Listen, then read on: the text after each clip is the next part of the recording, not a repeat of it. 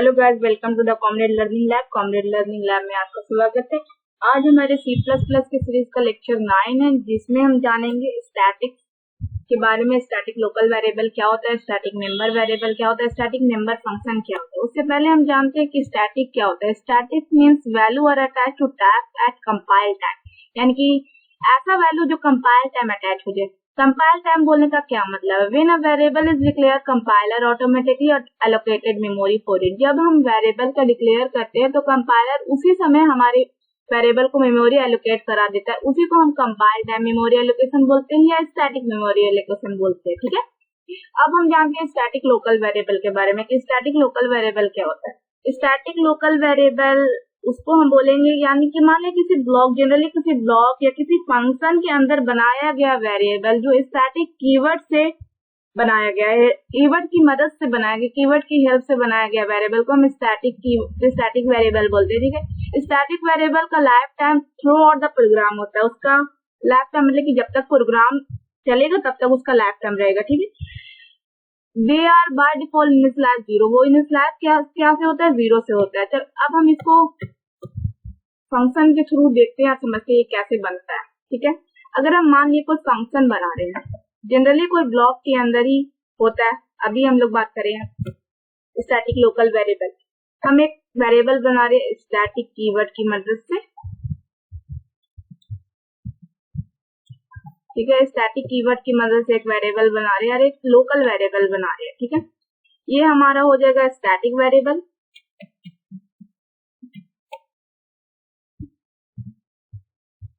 Static variable, ये हमारा हो जाएगा लोकल वेरिएबल। ठीक है, ये दोनों में क्या डिफरेंस है? स्टैटिक वेरिएबल और लोकल वेरिएबल में डिफरेंस ये है कि जब प्रोग्राम हमारा स्टार्ट होगा उसी समय हमें इसे मेमोरी मिल जाएगी। ठीक है, बट लोकल वेरिएबल बोलने का मतलब है जब हमारा फंक्शन कॉल होगा उस समय ये वेरिएबल को मेमोरी मिलेगी। ठीक है, अगर हम इसमें कुछ ना डालें तो ये जीरो से बाय डिफॉल्ट जीरो ले लेगा। अगर इसमें पर गार्बेज कलेक्शन आ जाएगा, तो ये डिफरेंस है स्टैटिक में और लोकल वेरिएबल में। ठीक है, अब देखते हैं आगे का टॉपिक क्या है। स्टैटिक लोकल वेरिएबल हम समझ गए। अब स्टैटिक मेंबर वेरिएबल समझते हैं। स्टैटिक मेंबर वेरिएबल वैसे वेरिएबल को बोलते हैं जो क्लास के अंदर इनसाइड डिक्लेयर होता है। ठीक है, also known as the class member variable. इसको हम क्लास मेंबर वेरिएबल भी बोलते हैं। They must be defined outside the class. ये क्लास के आउटसाइड डिफाइन होता है, लेकिन डिक्लेरेशन इसका इनसाइड द क्लास होता है। ठीक है, static member variable does not belong to any object. वो किसी भी ऑब्जेक्ट को बिलोंग नहीं करता। They will be one copy of the static members variables for the whole classes. ठीक है, एक ही कॉपी पूरे क्लास के लिए होता है। Any object can use same copy of the class variable. ठीक है, they can also use with the class name. वो क्लास नेम के साथ भी हम उसको यूज कर सकते हैं। इसका एक एग्जांपल प्रोग्राम के थ्रू ही देखते हैं, क्लास बना के। ठीक है, तो मैंने एक क्लास बनाया कार नाम का।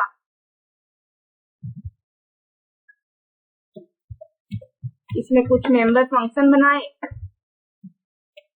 प्राइवेट से दो मेंबर वेरिएबल बनाते हैं, एक ब्रांच और एक स्टैटिक बनाते हैं, स्टैटिक इन मॉड्यूल। ठीक है, मॉड्यूल मॉडल। ठीक है, तो ये हमारा कहलाएगा इंस्टेंस मेंबर वेरिएबल।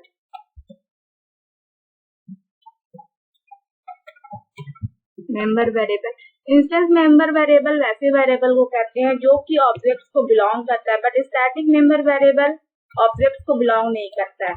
अगर हम इंस्टेंस मेंबर वेरिएबल को एक्सेस करना तो हमें ऑब्जेक्ट की नीड होगी। ठीक है, ये बन गया हमारा।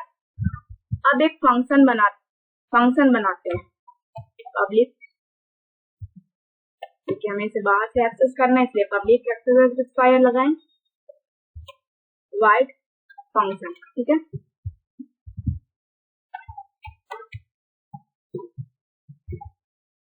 अब इसमें हम डाल देंगे ब्रांड में। तो ये हमारा एक फंक्शन बन गया। ये फंक्शन बस ब्रांड नाम के इंस्टेंस मेंबर वेरिएबल को ही एक्सेस कर सकता है। स्टैटिक नाम का जो मॉडल है वेरिएबल है, मॉडल नाम का वेरिएबल उसको एक्सेस नहीं कर सकता है।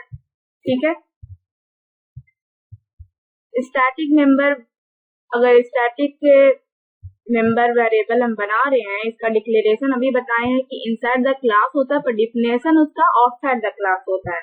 तो आउटसाइड द क्लास करने के लिए तो हमें बाहर इसका डिक्लेरेशन करना पड़ेगा। इंट रिटर्न टाइप, जो उसका रिटर्न टाइप है उसकी मदद से क्लास का नाम, और फिर ये होता है, इसको हम कहते हैं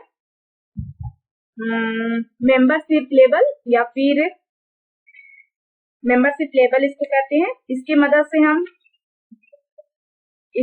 से हम क्या करते हैं,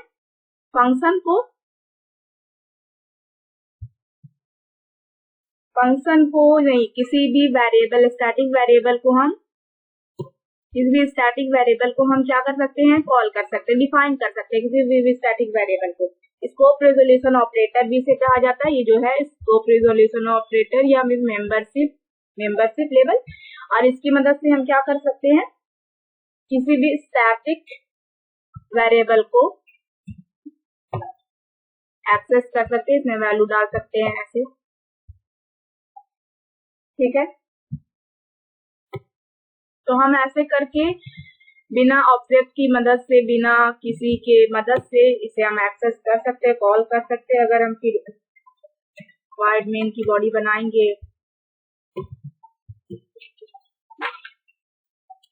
ऑब्जेक्ट अगर बनाएंगे C1 बना सकते हैं, और C1 से फिर हम फंक्शन को कॉल कर सकते हैं। जो फंक्शन है मेरा, फंक्शन हम बनाए हैं, फंक्शन C1 डॉट फंक्शन, उसमें कोई वैल्यू डाल देंगे। तो हम ऐसे, ये फंक्शन हमारा स्टैटिक फंक्शन नहीं था ना, इसके अंदर कोई स्टैटिक वेरिएबल है, इसलिए हम इसे ऑब्जेक्ट की मदद से कॉल कर लिए, तो आसानी से हो गया। अब हमारा नेक्स्ट टॉपिक है static member function. Static member function क्या होता है, they are qualify with the keyword static. Static keyword की मदद से जो फंक्शन बनता है उसे हम स्टैटिक मेंबर फंक्शन कहते हैं। They are also called class member function, जिसको क्लास मेंबर फंक्शन भी कहते हैं। They can invoke without object, ये ऑब्जेक्ट के साथ और ऑब्जेक्ट के बिना भी हम इसे एक्सेस कर सकते हैं।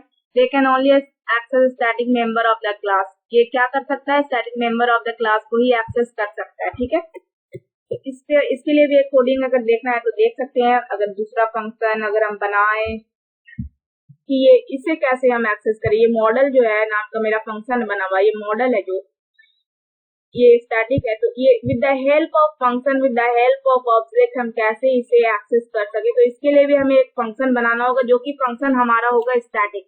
ठीक है, वाइट fun2 नाम का एक फंक्शन बना है, इसके अंदर हमें एक वैल्यू पास करा दी, ये हमारा हो जाएगा स्टैटिक। ठीक है, ये फंक्शन हमारा हो जाएगा स्टैटिक। इसके अंदर हम मॉडल रन कर दिया। ठीक है, स्टैटिक मेंबर फंक्शन की खास बात ये है कि ये ओनली स्टैटिक मेंबर को ही एक्सेस कर सकता है, क्योंकि ये बिना ऑब्जेक्ट के कॉल होता है। ठीक है, ये हो गया हमारा स्टैटिक मेंबर फंक्शन।